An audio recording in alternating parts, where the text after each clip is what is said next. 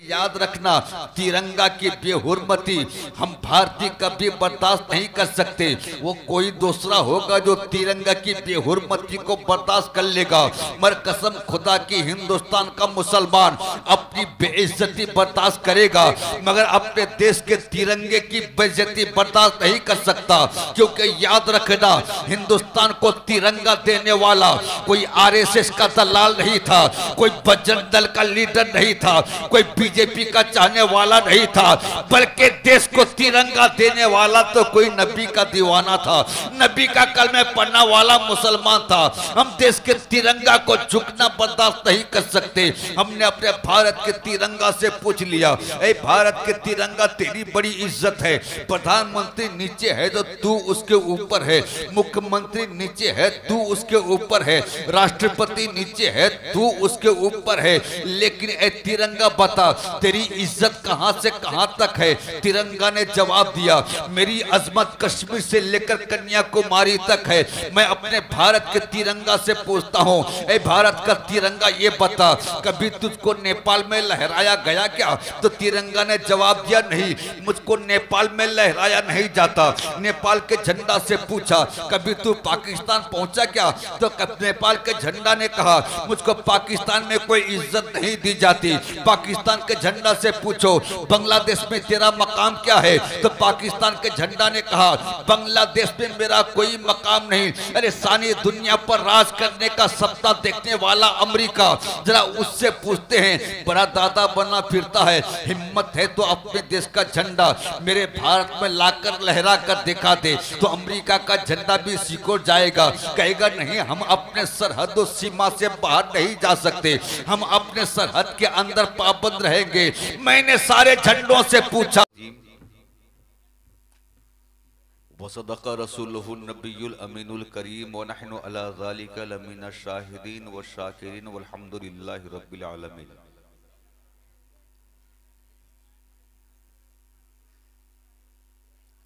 कसर बाकी न रखी बज़्म इम्कां जगमगाने में, अरब में चांद निकला चांदनी फैली जमाने में, हिरा के गार से शम्ए नबूवत की किरण फूटी,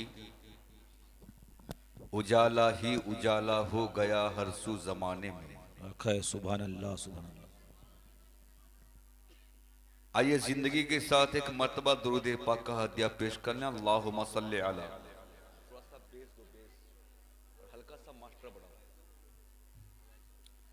अल्लाहुम्मा सल्ली अला सय्यिदिना व मौलाना मुहम्मदिन कमा तुहिब्बु व तर्दा बि अन तुसल्ली अलैहि, सल्लु अलैहि सलातुम व सलामन अलैका या रसूलुल्लाह सल्लल्लाहु तआला अलैहि वसल्लम।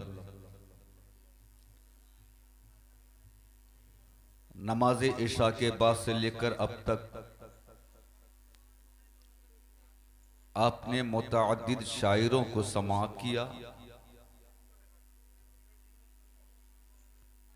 फिर मौलाना शहादत हुसैन साहब बरकाती की पुरमग़ज़ खिताब भी समाअत किया। मेरे बाद दारुल उलूम मुजाहिद मिल्लत का एक जिम्मेदार मुदर्रिस, जो हिंदुस्तान ही के किसी मदरसे नहीं बल्कि जामे अजहर मिस्र से फारिग होकर के आने वाला आलिम दीन हजरत अल्लामा मुफ्ती मशकूर आलम अजहरी साहब, और सुना पे सुहागा ये है कि आज इस बज़्म अकीदत को कामयाबी की मंजिल तक पहुंचाने के लिए धामनगर के महाराजा ने अपने लगते जिगर को आप तक भेज दिया है।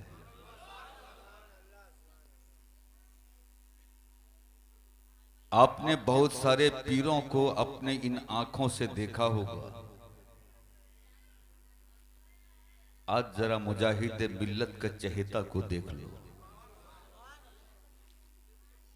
इखलाक के पैकर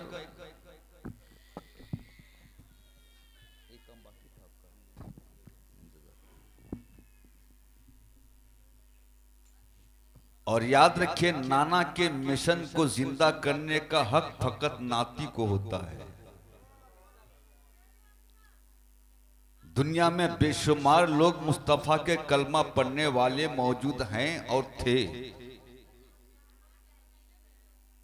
नबी के नाम पर तन मन धन लुटाने का दावा करने वाला बेशुमार इंसान दुनिया में मौजूद था। लेकिन जब नबी के शरीयत को किसी ने चैलेंज किया था यजीद की शक्ल में,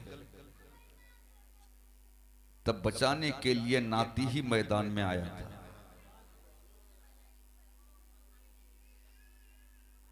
वो नाती इमाम हुसैन की शक्ल में। और आज अल्हम्दुलिल्लाह पूरी दुनिया में मुजाहिदे मिल्लत के दीवानों की कोई कमी नहीं। गिनती के 2-4 मुरीद रख कर के बहुत इतराने वाले लोग भी हैं, लेकिन मुजाहिदे मिल्लत के दीवानों का मजमा अगर देखना चाहो तो किसी साल उससे मुजाहिदे मिल्लत धामनगर पहुंच जाओ। इतने दीवानों की मौजूदगी में मुजाहिदे मिल्लत के मिशन को फरोग देने के लिए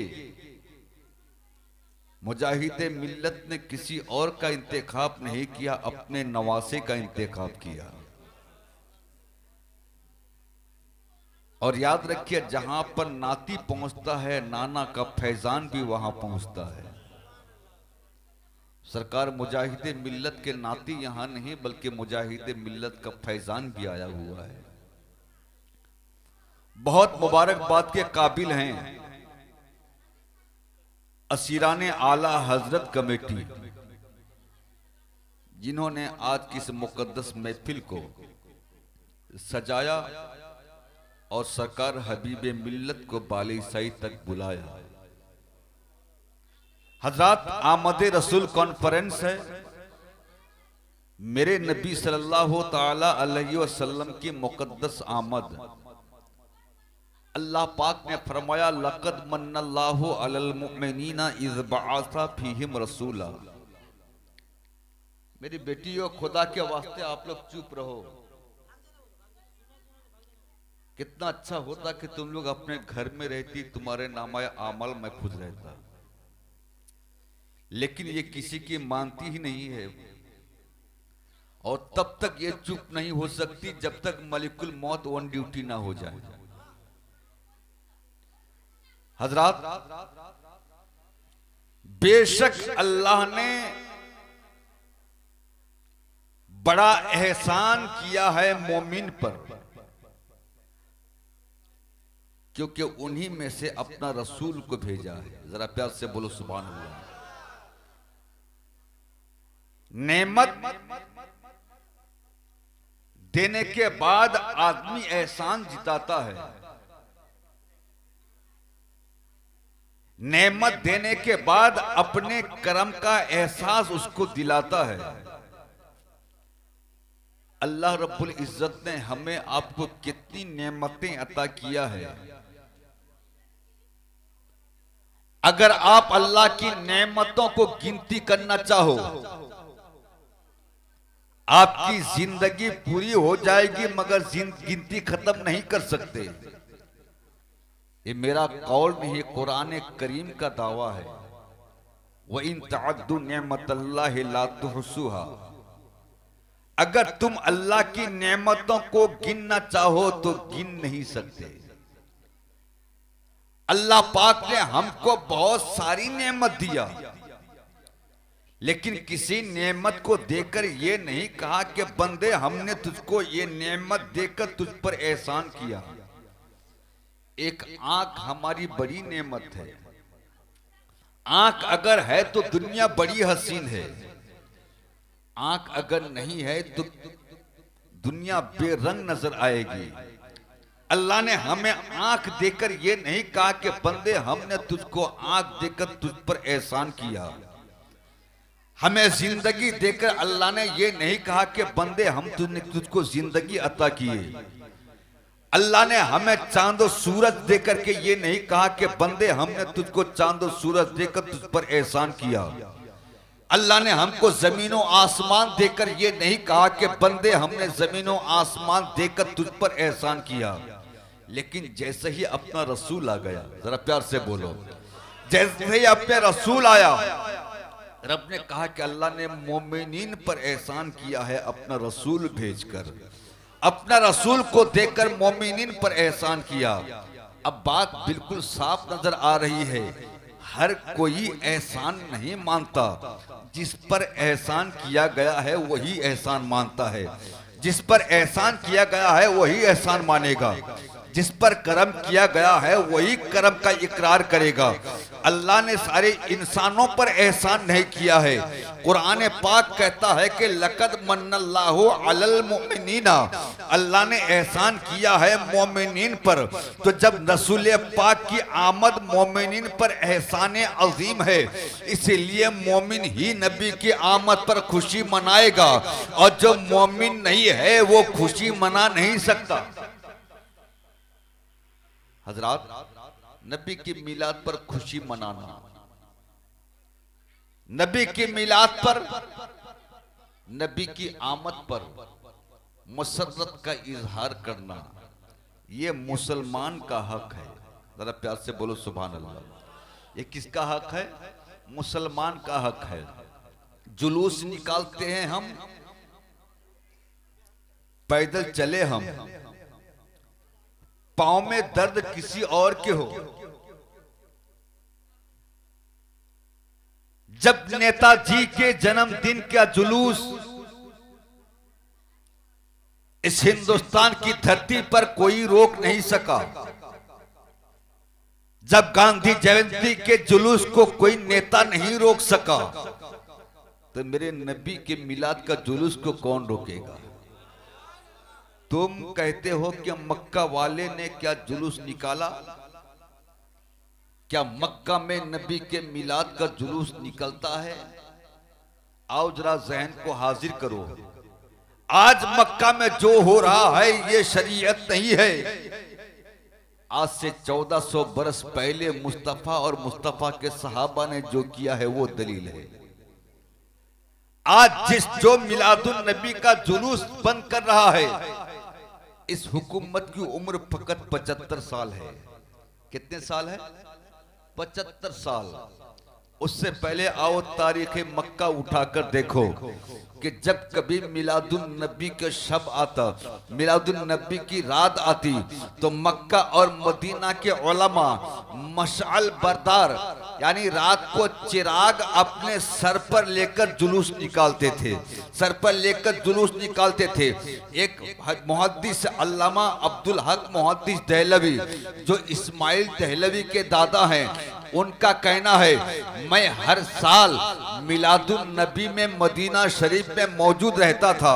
एक साल मैंने देखा कि मैं मिलादुन नबी के महफिल पाक में बैठा हुआ था, नबी का जिक्र चल रहा था। मैंने देखा कि आसमान से कुछ अनवार नुज़ुल हो रहे थे, नूर की बारिश हो रही थी। जब मैंने आलम में तसव्वुफ में मालूम करने की कोशिश किया ये नूर कैसा है, तो मुझ पर इंकिशाफ हो गया ये मिलादे रसूल में आने वाले फरिश्तों का नूर है। मिलादुर रसूल में आने वाले फरिश्तों का नूर है। जरा ज़हन को हाजिर करो, अपना मूड बनाओ। इंशाअल्लाह ताला मैं आपको वो चीज देकर जाऊंगा कि कोई गुमराह आपको ये कहकर गुमराह ना कर सके कि नबी के मिलाद में जुलूस निकालना कैसा है, नबी के जन्मदिन पर जुलूस निकालना कैसा है। मक्का वाले जुलूस नहीं निकालते। अरे मक्का वाले जुलूस क्यों निकालेंगे?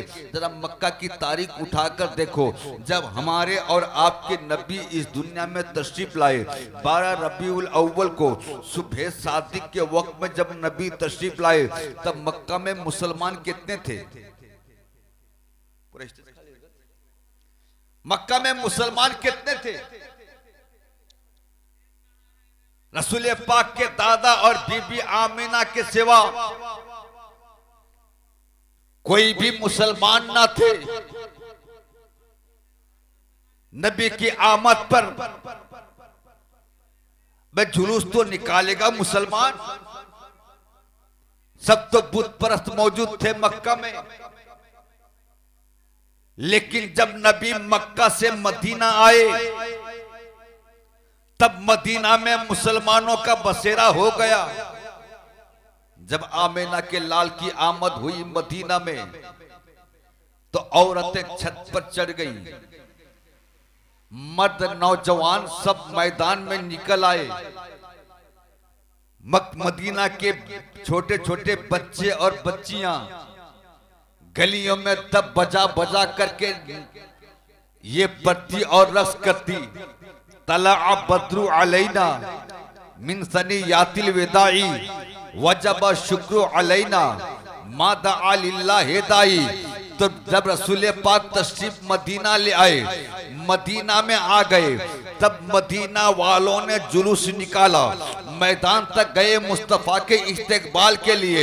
अरे मक्का में जुलूस इसीलिए नहीं निकाला कि जब नबी का जन्मदिन हुआ तब मक्का में मुसलमान नहीं थे, और मदीना में जब रसूल पाक आ गए तो मदीना के मुसलमानों ने जुलूस निकाला। इसका मतलब क्या हुआ? नबी के जन्मदिन पर कोई काफिर जुलूस नहीं निकाल सकता, मोमिन ही जुलूस निकालेगा।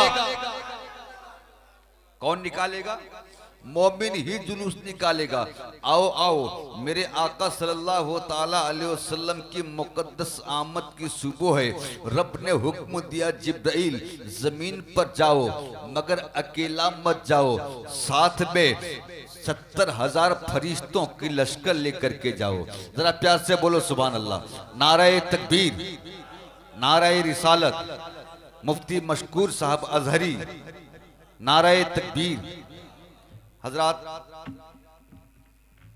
बहुत जल्द इनका खिताब आपको समाप्त करना है, क्योंकि मेरे ख्याल से रात के 2 बजने वाले हैं और बाली साहिब में ये दूसरी तकरीर हो रही है।